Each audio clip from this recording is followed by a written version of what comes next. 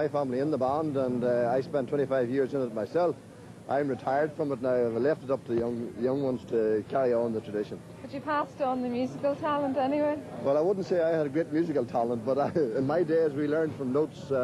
These ones play first flute and they do it very well. They're very orderly and very good band. They're very well turned out today. Very well turned out. Spent a lot of money. It takes a lot of money. People must appreciate for when the 12th of July puts on a show. There's a lot of money behind putting on a show, in bands, uniforms, drums, instruments. It takes a lot of money nowadays. Well, there must be some noise in your house when they're all practicing then? Definitely. Definitely. But it would have taken the most robust ears for the sound of the lambeg drums. There were over 50 used in this parade.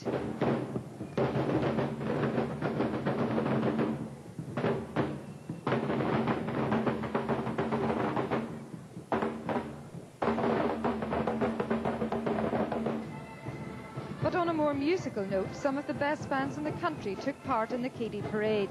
Among them, the award winners, the Ina Accordion Band from Market Hill.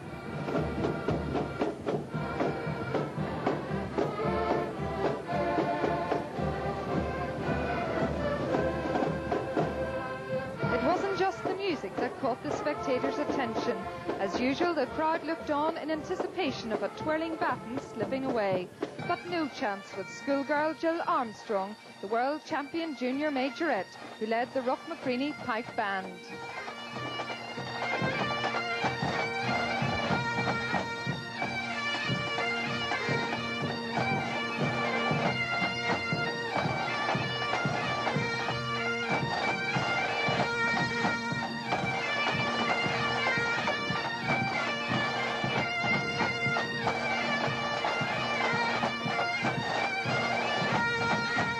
From young talent to age-old experience of 12th parades, and Matthew Duke from the Keady Lodge on his 67th march. No, I was marching it from I was 12 years old. You're giving your age away, Mr. Duke. And helping out. After a hot day's march, it was back to the field for some relaxation and refreshment. Every type of snack was on hand, and for those with a really big appetite, there was plenty to get their teeth into. Enjoying the Ulster hospitality were visitors from Scotland and tourists from America. No, it's everything that I expected of this part of the world, you know. It still has that sort of Irish, Scottish mystique that you see in the movies, you know, United States and things like that, and you read in books. Did you recognise any of the tunes? Yes. Onward Christian Soldiers, yes. Battle Hymn of the Republic. Yes. My Father's Sash. What's the name? I don't remember. The Sash, My Father War, yes. You know that one? Yes. Finally, as the festivities drew to an end, the organisers were glad that despite the hitches, the weather had been kind. Weather-wise, it's really perfect. You know, we have a breeze blowing, and the blue sky and the sun shining. We couldn't have a better day than that. Of course, we usually get a good day on the 12th. That's right, the sun usually shines. It does, yes. Well, the organisation behind a day like this must be very extensive. It is, yes. They've been preparing for this for months. And, of course, no matter what happens, we always have hitches. But today it has been very good. And apart from 2 districts being late coming in, everything is going perfectly. Many other demonstrations took place throughout the province today. We had cameras at 5 other venues north of the border. And as well as that, there's a report from the only 12th demonstration that takes place in the Republic.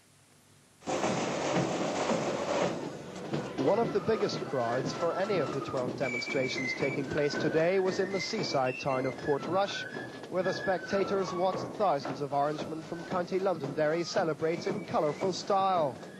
Organisers were said to be delighted by the attendance, which was no doubt bolstered by the holidaymakers spending the 12th fortnight in the famous resort. They weren't disappointed by the spectacle. The parade took 2 hours to pass any given point.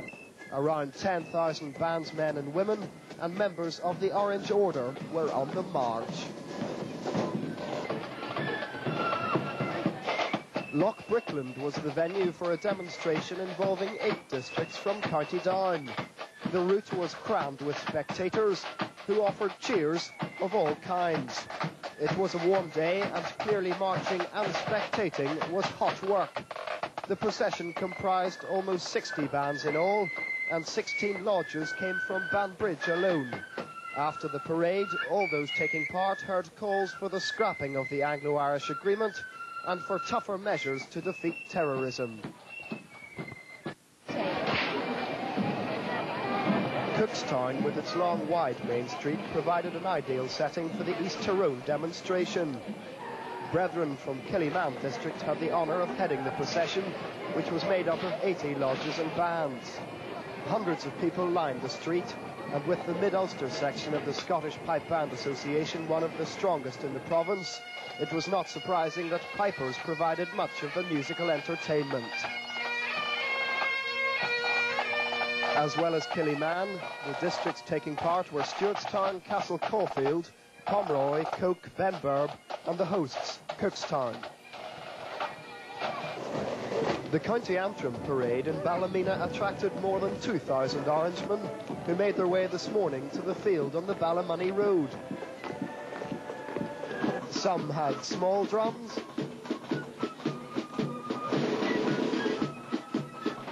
others carried bigger burdens on the route.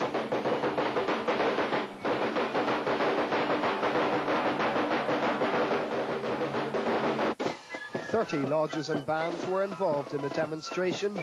At the field, the stalls did a brisk trade.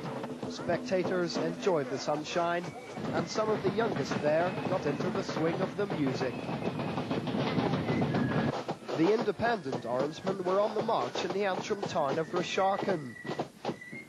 For those who didn't want the foot slog but still wanted to travel in style, there was an alternative in transportation. At the head of the parade was a familiar figure. The Reverend Ian Paisley was later to tell brethren they had to resist what he called the two evils of ecumenism and the Anglo-Irish Agreement. Dr. Paisley's DUP colleague, Derry City Councillor Gregory Campbell, was also among those taking part in the Independence Parade.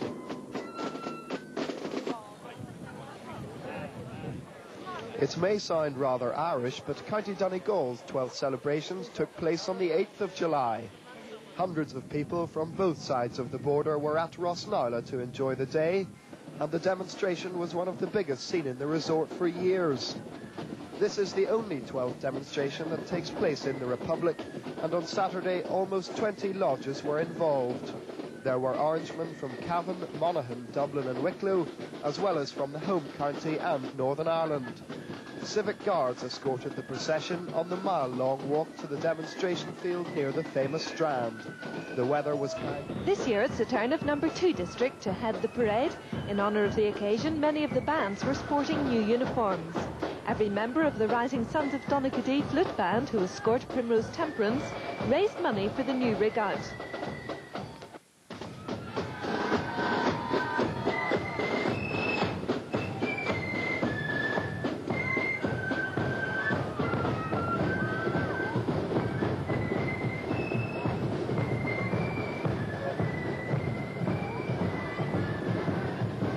The procession had left Carlisle Circus at 10 o'clock, and soon after the sun came out, but at least one young man was praying for rain. Dundonald schoolboy Warren Rainey was heading the John McIlveen Memorial Lodge, wearing the original uniform worn by the man himself around 1914. John McIlveen had been a recruiting sergeant in the Young Citizen Volunteers during the Home Rule crisis, and it seems that young men in those days weren't so well fed as they are today.